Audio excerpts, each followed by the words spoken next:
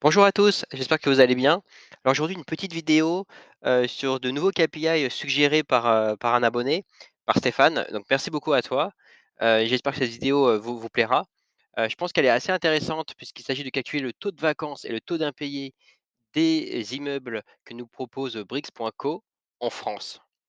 Donc on va voir tout ça. Donc d'abord, je vous propose de revenir sur quelques graphes de la vidéo de mois de mars, car il y avait un KPI qui a été mal calculé. Je vous expliquerai pourquoi, mais c'est vraiment mineur. Et ensuite, on va voir comment ce taux de vacances et le taux d'impayé a été calculé. Et puis, je vous ai fait une petite slide bonus sur le taux d'occupation pour les immeubles au Portugal. Donc, on va discuter de tout ça aujourd'hui. Alors, sans tarder, alors une petite correction mineure, en fait, donc je vous avais présenté ces graphes, sur la vidéo de mars et en fait, donc le graphe de gauche est bon, inchangé et le graphe de droite, en fait, il y avait pas les bonnes couleurs et en fait, derrière, c'est parce que ce graphe comprend 3 mesures et l'une, en fait, n'était pas dans la même unité que les 2 autres. Donc, vraiment désolé pour ça. Je ne recommencerai plus. Vraiment désolé, mais bon, voilà, en fait, ça ch après le fond ne change pas. On avait conclu que effectivement c'était la tendance était quand même moyenne. On voit bien que, il y a quand même pas mal, il y a plus de la moitié quand même où les immeubles, sont en dessous de 90 en termes de performance et la performance, c'est défini comme, on gagne, 90 on a un peu moins de 90 des revenus théoriques. Donc quelque part, on peut être déçu. Ensuite, la même slide pour, les immeubles en Portugal. Heu, donc voilà, donc ça, on avait aussi conclu que c'était assez décevant parce qu'au final, on est même pas à la perf. On a 6 immeubles au Portugal, mais il n'y en a aucun qui nous verse des revenus à la cible pour le moment. Donc, à voir sur les prochains mois. Concernant ce nouveau KPI de taux de vacances et de taux d'impayés. Alors, ce que j'ai fait, c'est que j'ai récolté les données de octobre, novembre, décembre 2022 et janvier-février 2023. Au total, ça m'a fait bien, 196 lignes, à récolter. Donc voilà, après pour ceux qui connaissent Excel, donc voilà, c'est, combien il y a de lots au total sur cet immeuble, combien, d'impayés, combien de sont payés, on time, combien, sont vacants, combien sont en travaux donc pour le Portugal, donc on n'a pas ces données, mais on a comme données le taux d'occupation. Donc voilà, donc j'ai complété tout ça. J'ai pris le parti pris de parce que vous savez des fois, ils nous disent: «Ah c'est un impayé partiel», des choses comme ça. Moi je l'ai compté comme impayé. Je me suis posé la question si je faisais du 0,5, mais bon au final je me suis dit: «Vas-y c'est plus simple de dire soit il est payé, oui, ou alors il est pas payé et il va dans impayé et s'il est, partiellement, il est impayé et puis voilà». Hem donc voilà, alors quelques difficultés, alors voilà, je préfère, échanger avec vous. En fait, ce qu'il y a, c'est que pour certains immeubles, c'est très clair. Alors 99 des immeubles, je dirais, c'est très clair.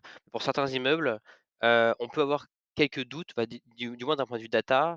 Des fois, ça colle pas toujours. Là, je vous ai pris un exemple que j'avais en tête, c'est l'immeuble Maréchal Foch. Donc là, vous voyez, il y a toujours la petite phrase, concernant les loyers, 9 lots sont impayés, 4 vacants et 9 lots ont bien été récupérés. Mon problème, c'est que 9 plus 9 plus 4, ça fait 22. Or, dans la présentation, on nous dit qu'il y avait 24 lots. Donc, vous voyez, c'est des petites choses comme ça qui fait qu'au final, bon, alors moi, dans cet exemple, j'ai pris 22 pour avoir un taux cohérent. Mais bon, voilà, il y a quelques immeubles qui ont des petites données comme ça. Et donc, au final, voilà, j'ai fait de mon mieux, hein. Alors, sans tarder, résultat. Voici les résultats pour Q4, octobre, novembre, décembre.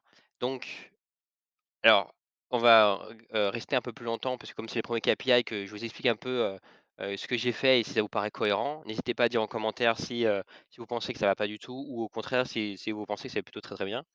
Hem, donc, ce qu'il y a en vert, donc c'est, quand c'est payé on time, donc très bien. En orange, c'est la proportion des lots qui sont en travaux. En rouge, sur ce graphe, c'est, quand c'est impayé et en blanc, c'est vacant. OK. Vous voyez qu'au total, on a évalué là, par exemple, sur Q4, ces KPI que vous voyez, là, par exemple, on voit que le taux de vacances est de 11,8 sur l'ensemble du parc de Brix.co et de 6,5 de taux d'impayés, pareil, sur l'ensemble des lots, de Brix. Alors on voit que au total, le nombre total de lots est de 1 258. C'est tout à fait cohérent. Enfin, je ne sais pas si vous voyez ce que je veux dire. En fait, c'est que vous avez 39 immeubles, mais chaque immeuble comprend plusieurs lots. Donc il y a des lots qui ont, par exemple, alors des fois, il peut y avoir qu'un lot, par exemple les commerces. Des fois, vous pouvez avoir un bien, un lot, un locataire. Mais pour certains immeubles, vous allez avoir 40 lots avec des garages, peut-être 40 locataires, et cetera. Donc vous voyez, c'est normal, ce que je veux dire, c'est que c'est tout à fait normal qu'on a 1 258 lignes. Enfin l'eau en total, et donc on évalue, donc ces KPI marchent comme ça, on a fait la somme, par exemple, des impayés, des lots impayés, divisé par, le nombre total de lots, pendant cette période, multiplié par 100. Ça vous donne du coup le pourcentage, et donc c'est comme ça qu'on arrive à, par exemple, à un taux moyen de 6,5. Alors après, est-ce que c'est bien? Est-ce que c'est pas bien? Là, moi, je vous dirais, je ne suis pas dans l'immobilier, donc s'il y a des gens un peu plus seniors, qui me regardent, n'hésitez pas à commenter.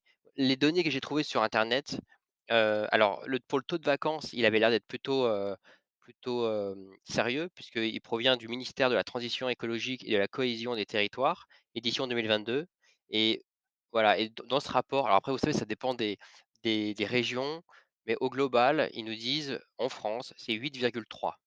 Voilà pourquoi, j'ai mis comme valeur cible 8,3. Donc on voit que Brix est un peu au-dessus, hem, mais bon, après peut-être qu'ils ont investi, vous savez, dans des immeubles qui sont, dans des zones où, le pourcentage est un peu plus élevé. Bon, après le taux d'impayé, ça j'ai eu du mal à trouver. Il y avait plusieurs sources, alors il y en a, j'ai vu 3, j'ai vu 5. Donc n'hésitez pas à commenter. A priori, il y avait aussi le post-Covid et le pré-Covid. Pré-Covid, a priori, on était autour de 1%, 1-2%, alors que le post-Covid, on est plutôt dans les 3-5. Donc là, nous, on voit qu'on est à 6,5, donc un peu plus élevé. Heu, bon voilà, donc je vous laisse, commenter et me dire qu'est-ce que vous en pensez de ces références. On pourra en prendre d'autres si vous en avez, hein, n'hésitez pas. La même chose, même graphe pour janvier, février. Alors là, on voit que ça augmente un petit peu. On a un peu plus de vacances, locatives, on a un peu plus de de taux d'impayés malheureusement. 8,5, alors là, je trouve que ça commence à faire un peu beaucoup, mais bon, à voir sur les prochains mois. Alors ensuite, petite, slide bonus, puisqu'il y avait plusieurs, commentaires qui effectivement, et moi le premier, hein, c'est vrai que quand on regarde le Portugal, c'est souvent annoncé comme le Portugal, c'est un très bon investissement, mais quand on voit le pourcentage réel, donc là je vous l'ai remis dans le tableau au milieu. Donc là, c'était par exemple sur le mois de février, quand on regarde, on a, 6 biens au total. Donc il y en a un que j'ai exclu, c'est Diego Leote, parce qu'en fait, c'est pas un Airbnb. Du coup, il ne se calcule pas en taux d'occupation. Du coup, celui-ci, on va le retrouver dans l'analyse mensuelle quand on regarde les revenus, si on est à la cible ou pas. Mais quand on regarde les autres, on voit qu'on a quand même 3 qui nous ont pas versé de loyer, et 2 en tout de 2. Alors où normalement, c'est plutôt annoncé à 5-6. Donc alors, quand on regarde les chiffres, on voit que le taux d'occupation, effectivement, il n'est pas très haut. On voit que, par exemple, sur 2 immeubles, on est autour de 60, mais le reste, on est très bas. Donc c'est ce qui explique pourquoi on a des revenus reversés très faibles, et de 2, c'est le prix. Je crois, sur Faria, ils ont développé un peu plus le mois dernier en disant que le prix de la nuitée était de 25 € et que le prix est plutôt bas, en cette période. Donc j'allais dire, c'est la combinaison des 2, un prix bas et un taux d'occupation pas à la cible, parce que de mémoire, ils avaient annoncé 75 sur certains immeubles, heu, donc là, on voit qu'on n'est pas 75, et là, donc j'ai revu aussi pour Faria, par exemple, où on nous disait c'est 6,1. Quand on regarde, en fait, il nous dit: «Oui, mais sur la base des loyers prévus et sans vacances locatives». Donc là, vous voyez, je ne sais pas trop comment ils calculent, mais c'est vrai que quand on regarde Faria, il manque 40 en fait, d'occupation. Et sur la base des loyers prévus, ben, moi, je n'ai pas cette information. Donc je ne sais pas si, par exemple, 25 € en cette saison, est-ce que c'est un prix bas, mais est-ce que c'est plutôt, enfin, c'est ce qu'on visait? Ou est-ce qu'au final, on a dû descendre encore plus bas à cause de la concurrence, parce qu'il y a pas de demande? Voilà, ça, j'ai pas ces infos, et je pense que c'est tous les facteurs internes qui font que, on a un pourcentage réel plutôt bas. Voilà, c'est tout pour aujourd'hui. J'espère que cette excusez-moi, cette vidéo vous a plu et n'hésitez pas à suggérer de nouvelles idées, à commenter, hein, si, vous pensez que c'est plutôt, intéressant comme KPI, s'il faut un peu plus développer certains aspects. Hem, Si vous avez des bonnes, références, par exemple pour les taux d'impayés, les taux de vacances locatives, n'hésitez pas, je regarderai et puis j'essaierai d'ajuster pour qu'on ait une bonne vue. Merci beaucoup, à bientôt.